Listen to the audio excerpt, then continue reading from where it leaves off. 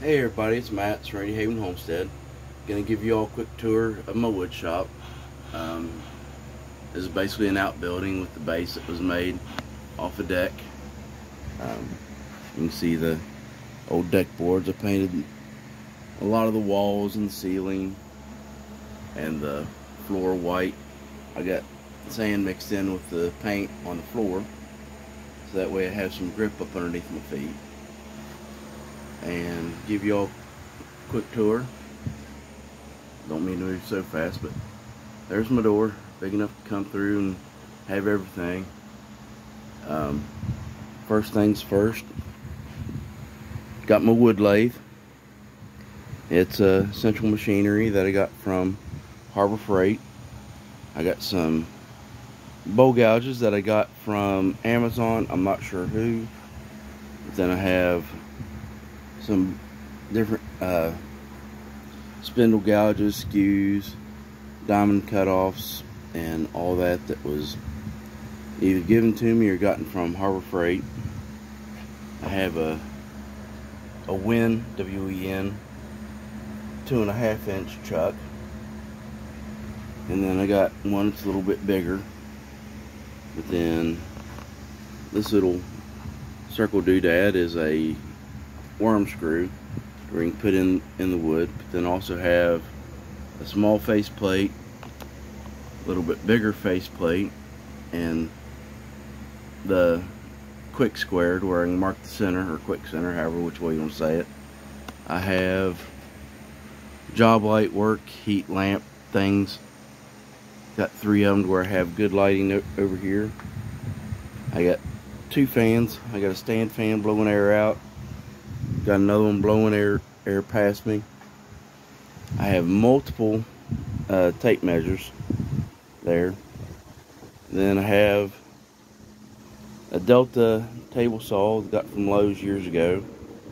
Delta planer I got also from Lowe's at the same time years ago. And tradesman chop saw, I forget where I got it. Got the central machinery drill press that also uses a standing spindle. I have my dad's old grinding wheel, or wheels, and that's what I use to sharpen up my gouges and everything with. And I pretty much freehand because I do it from the side. So if I use it on this area, sorry, if I use it on that area, it'll grind away, but I can sharpen my lawnmower blades and lickety splits where they're good and very sharp and very easy to get to. Have a Ryobi router that, as you can see, it's piled up underneath everything. Haven't used it in a little while, but that's fine. Made a little shelf there where I can put sandpaper and stuff up underneath. Different wood finishes. I have a jar of green beans that is probably 20 years old, and other than the dust on the jar, actually looks really good. Top still sealed and doing well. I have a little bit of everything in here. Extra saw blades for both the table saw and the chop saw. Lots and lots of wood of many different sizes and shapes. Back here I've got some walnut that my dad had, and he passed away in '96, if that gives you an idea of how long I've had some things. Got a lot of stuff from him. Got some walnut planks that I've actually milled out from other boards. A couple fluorescent lights I haven't put up yet, but if we look up into the ceiling area, I've got all sorts of stuff up there. Stuff for vents, stuff for the fireplace I've yet to put in. These pieces right here are actually 2 parts of a bed that I made for when I was doing Civil War reenacting. Got the rails there. Have a table legs and table foundry for a table that I was going to make out of birch that's back there, that a project I quit on there for a little bit. Got my copper kettle for apple butter. I'll pull it out and we'll get it all cleaned up, washed up. All sorts of garden tools, because this is also my gardening shed. Got a good bit of a couple fishing poles and storage up in there. All sorts of stuff that I probably won't get to for years to come. Other things like chains, and got I want to say it's a 5-ton come along, or a 10-ton come along, with the chain links and all that, and it can pull stuff through like there's no tomorrow. Here's the upright portion of a metal chop-off saw. That snowman right there, we're doing designs on, both myself and my old EMS partner John Schumann, and we're not sure exactly what we're going to call our little adventure. I said we should call it S&B because it might not look good to have the BS productions or anything like that. I do sometimes heat by the kerosene heater in here in the depth of winter. That's a term L51. That little heater right there is amazing, but right now I need a new wick for it and a way to get the wick up and down. I don't have the LP gas tank in here right now, but I got the topper that goes on it, produces about 18 to 20,000 BTU, and that's just a quick shop tour. That right there is a lamp that my dad made that has since, the working part of it fell apart, but all of that is scrapped 2x4 and 1x3s and 1x4s.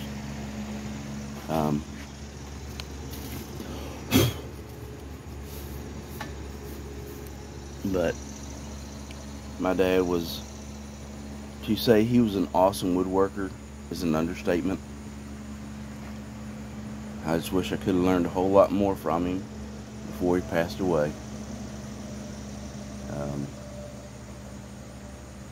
But I have learned a lot, and also just remembering things that he did and how he did it, and I'm doing my best not to do some of the things he did. So I don't know how many times he's cut his thumbs and on the table saw. But thank you for watching the quick shop tour. I know it's not a lot compared to some places. It's really cramped in here, but this is my little getaway spot to take care of things, build things, make things better. Today I'm going to do another video, and we're going to be making some snowmen. I got 3 of these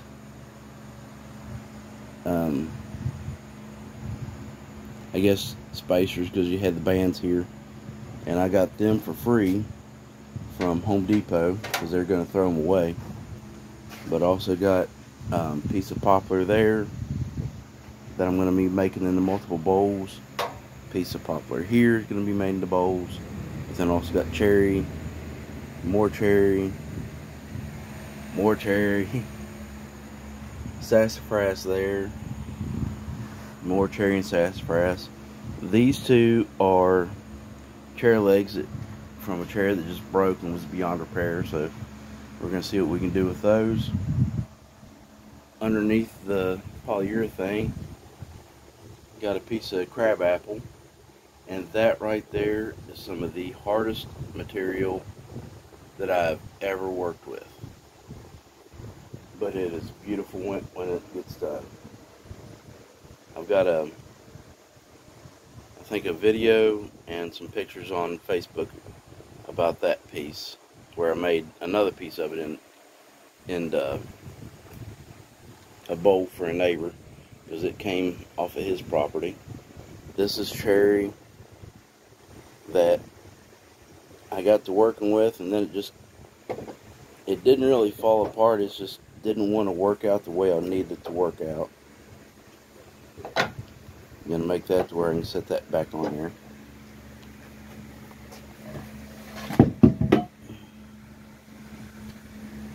This right here is also cherry that I'm trying to make into a Beads of Courage bowl for my cousin's daughter.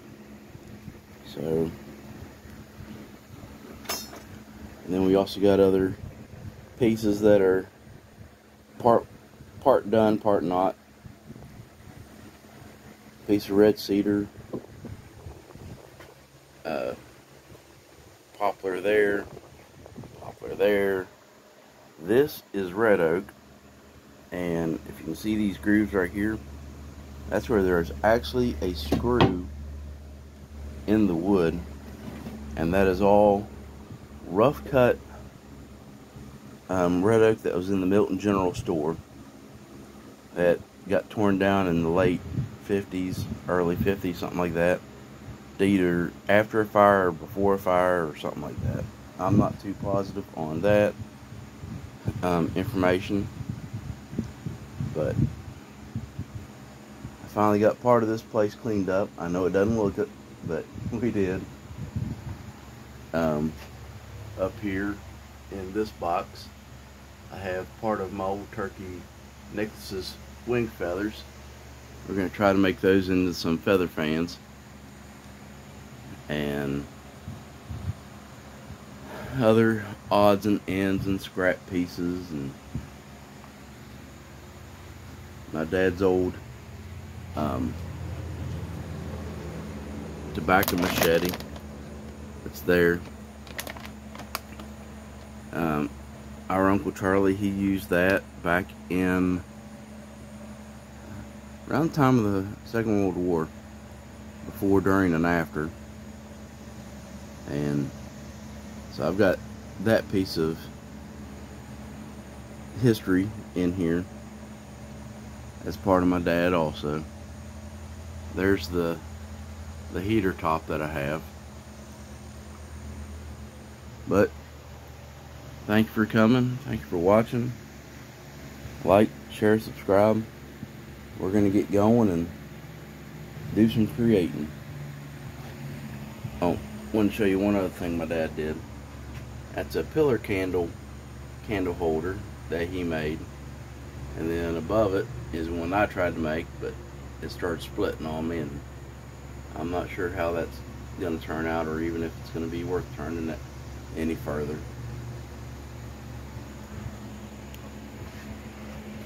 But like, share, subscribe, comment, tips, tricks, anything y'all want to do to help out. Just keep everything civil. Talk to y'all later. God bless.